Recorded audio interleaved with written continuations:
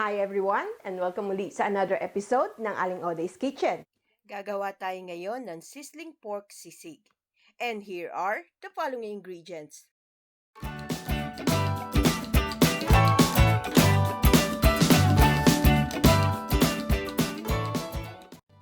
Itong ating pang pork sisig, yung ating ears, yung face, at yung liver, pinakuluan ko na to sa water with salt for 30 minutes at yung chicken liver for 10 minutes.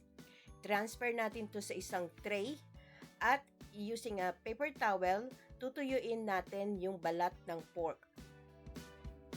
Magpe-preheat na rin tayo ng oven sa 200 degrees Celsius or pwede din kayong mag-ihaw sa charcoal. At i-grill natin to for 30 minutes at 200 degrees Celsius. And then, after 30 minutes, tanggalin nyo na yung chicken liver at hinaan nyo na yung heat sa 180. Continue lang natin ang pag-grill for 15 minutes. Ayan, after total of 45 minutes, malutong na yung ating pork. Ang ating next step, i-chop na natin itong nag-grill na pork or naihaw na pork into small pieces.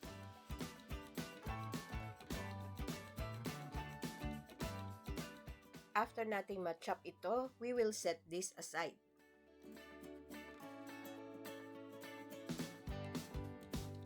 Then, i-chop naman natin yung pig's ears.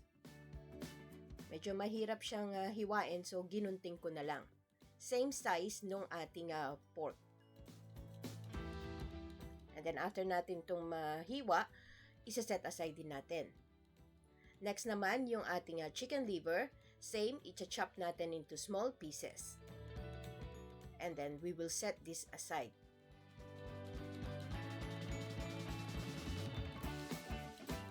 Next, magpe-preheat lang tayo ng pan at i-melt na natin yung butter.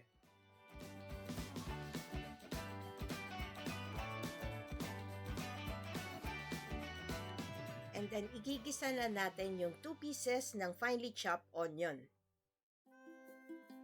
Isusutay lang natin to hanggang maging half cook. Hindi natin to palalambutin.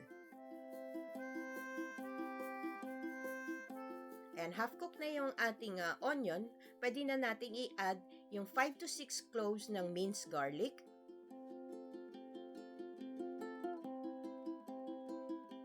I-add ko na rin yung 1/2 tablespoon ng grated ginger. At continue lang natin ang paggisa hanggang sa lumabas yung aroma ng garlic. Ayan, ganitong mabango na yung ating garlic, pwede na nating i-add yung chinap nating grilled pork.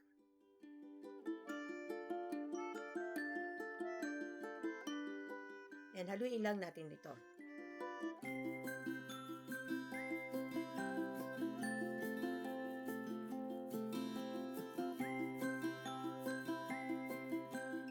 Pwede na rin natin i-add yung ating chopped na grilled chicken liver, 3 pirasong ginamit ko. At haluin uli natin.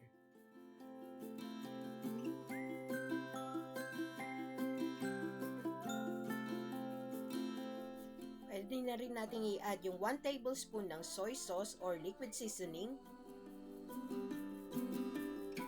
Add na rin tayo ng pepper to taste. Adjust nyo na lang according to your taste.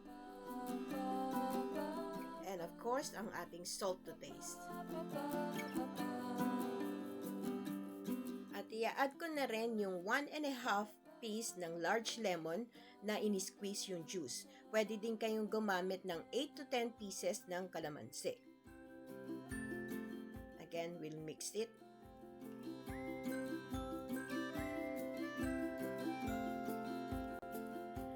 Maglalagay din ako ng chili pepper or chili flakes dahil wala akong sibuyas na labuyo, yung chili flakes ang ginamit ko.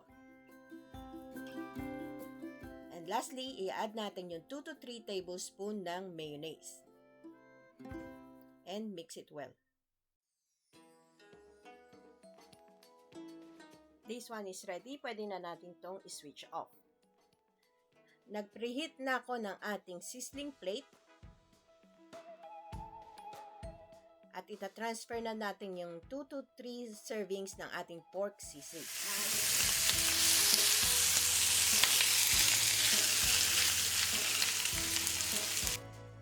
And you can top it up with 1 large egg. And there you have it, our sizzling pork sisig.